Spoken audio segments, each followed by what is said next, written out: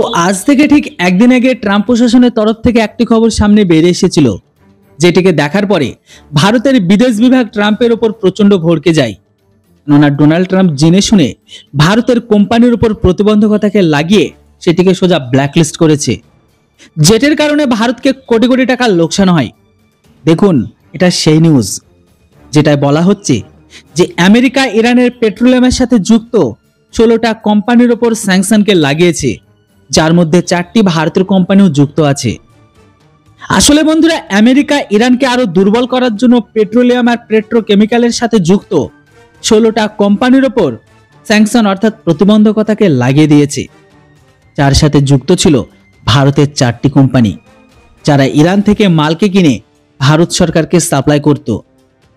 কিন্তু এটা তো আপনারা সকলেই জানেন যে আমেরিকা প্রথম থেকে উদ্দেশ্য ভারত, রাশিয়া বা ইরান ছাড়া আমেরিকা থেকে দামি যেন পণ্যকে কেনে, কিন্তু ভারত এটার জন্য একদমই প্রস্তুত নয়।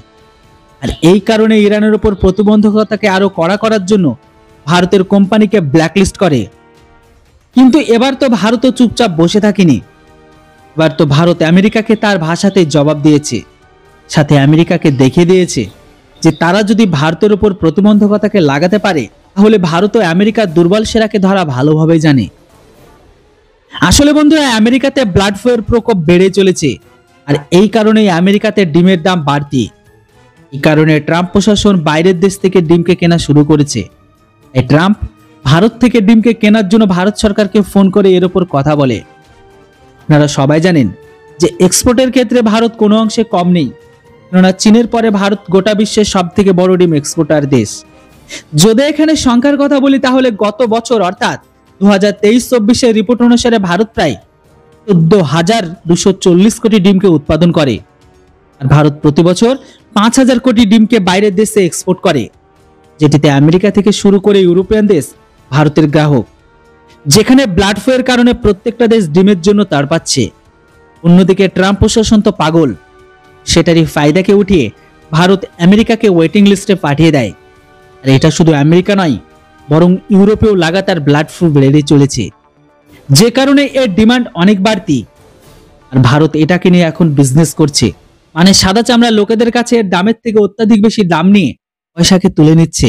আমেরিকাকে এখন এই কারণে ওয়েটিং লিস্টে দেওয়া হলো, কারণ আমেরিকার প্রত্যেকটা কথায় কথায় ভারতকে প্রতিবন্ধকতার ধমকি দেয়। আর যখন তাদের কোনো কাজের প্রয়োজন পড়ে বা বাগানোর সময় আসে, তখন তারা ভারতকে তাদের বন্ধু বলে সমর্থন করে। কিন্তু এবার ভারত সরকার ও 4টি ইন্ডিয়ান কোম্পানিকে প্রতিবন্ধকতার বদলা ডিম দিয়ে তুলে নিচ্ছে ভারত।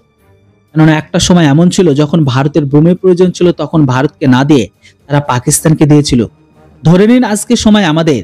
বন্ধুরা, এবার আপনারা বলুন, এই আমেরিকাকে কি ডিম দেওয়া উচিত উচিত নয়? অবশ্যই আপনাদের এর উপর মূল্যবান মতামত কমেন্ট বক্সে লিখে যান। Thanks for watching. জয় হিন্দ, বন্দে মাতরম।